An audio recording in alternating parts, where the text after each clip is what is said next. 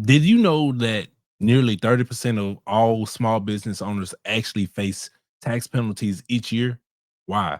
Because they failed to plan properly, or that the average small business owner actually pays an effective tax rate of 19.8% compared to just the 13% for individual taxpayers? So the Bible says in Luke 14:28, for which of you desiring to build a tower does not sit down and count the cost? Many entrepreneurs don't count the cost of what it means to actually handle business taxes. Like, we don't I see a lot of people and a lot of clients, they don't have it together and they didn't plan properly when it comes to their business taxes. So being an entrepreneur isn't just about making money, but it's also about planning your taxes and being able to be successful in that area as well. And so I want to break down, I want to break this down so that way you won't become a part of that statistic. So when you move from being an individual taxpayer to a business owner, the rules actually change significantly, right? Here's what business taxes actually look like. Self-employment tax.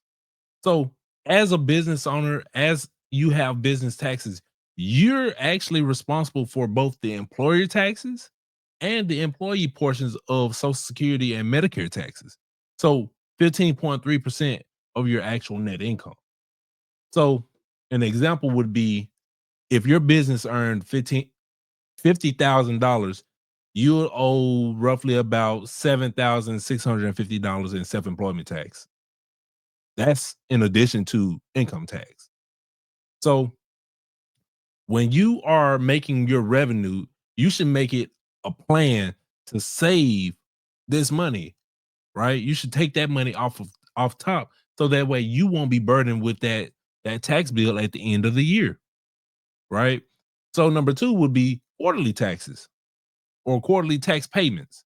So as a business owner, you got to pay estimated quarterly taxes 4 times a year based on your projected income. So if you're thinking that you're going to make that $50,000 at the end of the year, break that up into four different quarters so that way you can pay that before it gets time for to pay taxes.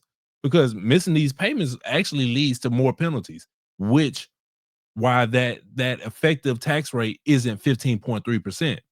You got to think about the additional penalty, right?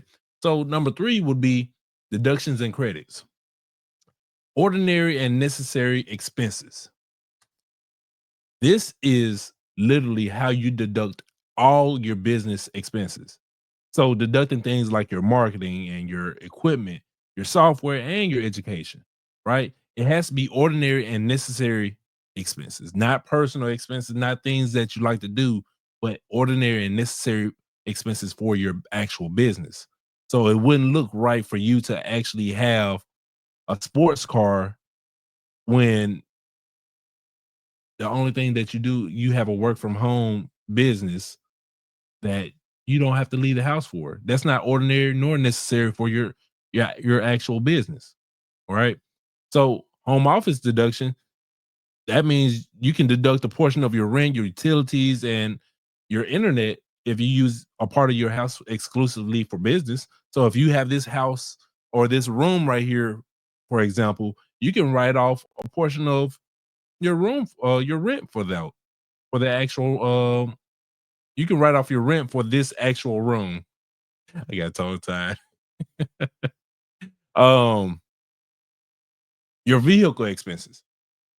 Keep track of mileage and your vehicle related expenses for your actual business use, right? Because a lot of people don't realize that you can write off your mileage, you can write off maintenance, tires, right? You can write these things off when it comes to your actual business. So if you use your personal vehicle for business, you can write off a percentage of all of these things. So if you use your vehicle for business 50% of the time, you can write off 50% of the expenses that you actually take on that vehicle, right? So number 4, Business structures actually impact your taxes. So, so proprietors, they pay taxes on all profits, while S corps, they allow you to split your income between wages and distributions, which means that reduces your self-employment tax liability.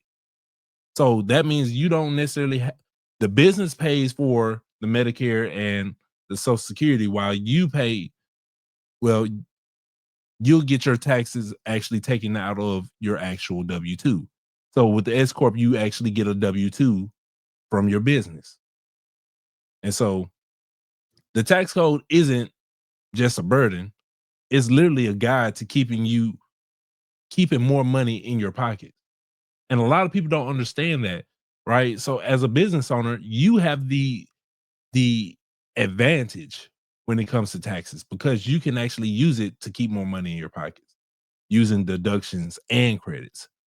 Compared to an individual, you can literally only get credits essentially, right? You can itemize certain deductions, but the deductions are limited. So Luke 14:28 tells us count the cost. Planning is about preparation and actually positioning yourself to be successful in times like this. So we don't want to just look at the mistakes and all the things that business owners actually miss. I want to help you save and be better. So how can we be better? We can be better by tracking expenses consistently.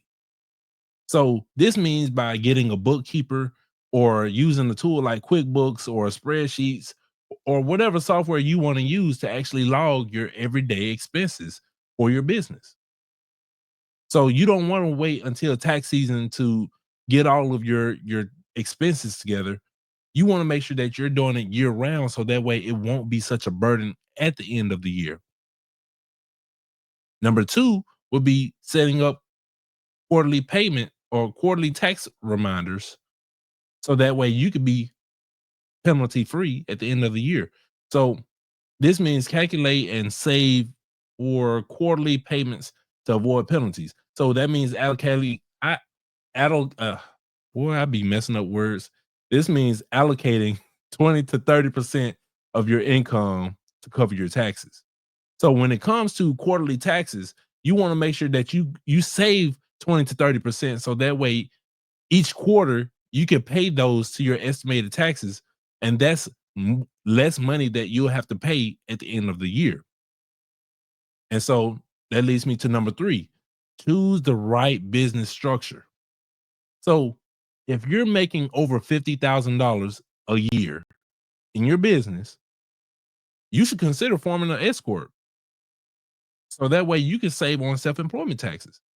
You'll have to pay payroll taxes, but it'll save you on self-employment taxes, right? And then number 4, working with the tax professional. Now, I know everybody feels like they can do taxes on their own, but in cases like this, a professional can help you identify the deductions, reduce your actual tax liability, and you can actually develop a plan for your future. So it's not just about doing your taxes right now and trying to make it by until the next year. We want to plan for the next year. We want to make sure that we're successful in the next year.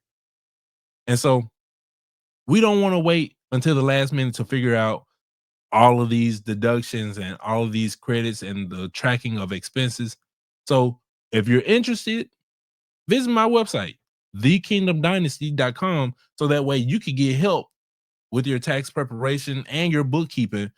And so that way you can start saving money today or tomorrow.